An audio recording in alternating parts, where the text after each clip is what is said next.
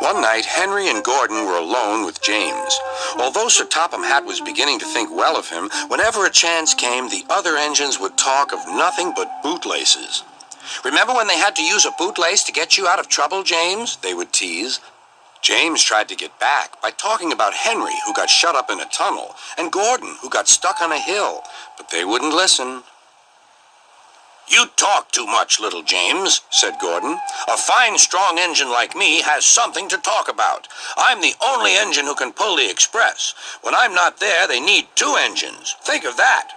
I've pulled expresses for years and have never once lost my way. I seem to know the right line by instinct." Every wise engine knows that the signalman sets the switches to make the engines run on the right tracks. But Gordon was so proud he had forgotten. "Wake up, James," said Gordon next morning. "It's time for the express. What are you doing? Odd jobs? Oh, well, we all have to begin somewhere, don't we? Run along and get my coaches. Don't be late." James went to get Gordon's coaches. They were all shining with new paint. He was careful not to bump them, and they followed him smoothly into the station singing happily, "We're going away! We're going away!" "I wish I were going with you," said James. "I should love to pull the express and go flying along the line." Gordon, with much noise and blowing of steam, got ready to back onto the train.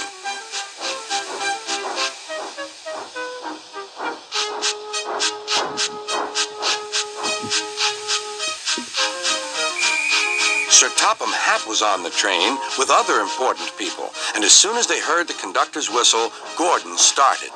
"Look at me now, look at me now," he puffed, and the coaches glided after him. "Boop, boop, boop, boop, boop. Goodbye, little James. See you tomorrow." James watched the train disappear and then went back to work. He pushed some freight cars into their proper sidings and went to fetch the coaches for another train. James had just brought the coaches to the platform when he heard a mournful noise. There was Gordon trying to sneak into the station without being noticed. "Hello, Gordon. Is it tomorrow?" Gordon didn't answer. He just let off steam feebly. "Did you lose your way, Gordon?" "No, it was lost for me. I was switched off the main line onto the loop. I had to go all round and back again." "Perhaps it was instinct," said James. All the passengers were shouting at the ticket window, "We want our money back." Sir Topham Hatt climbed onto a cart and blew the conductor's whistle so loudly that they all stopped to look at him. Then he promised them a new train at once. "Gordon can't do it. Will you pull it for us, James?" "Yes, sir. I'll try." So James was coupled on and everyone got in. "Do your best, James," said Sir Topham Hatt. Come along, puffed James.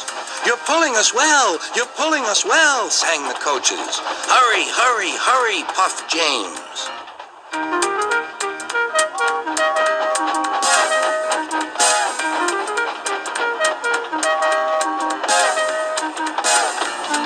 Bridges and stations flashed by.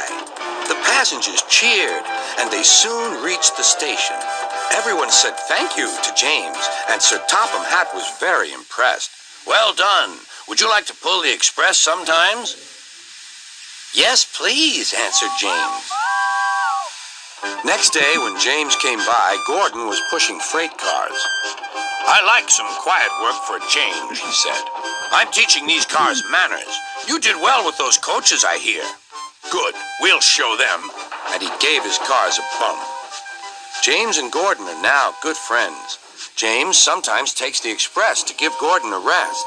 Gordon never talks about bootlaces, and they're both quite agreed on the subject of freight cars.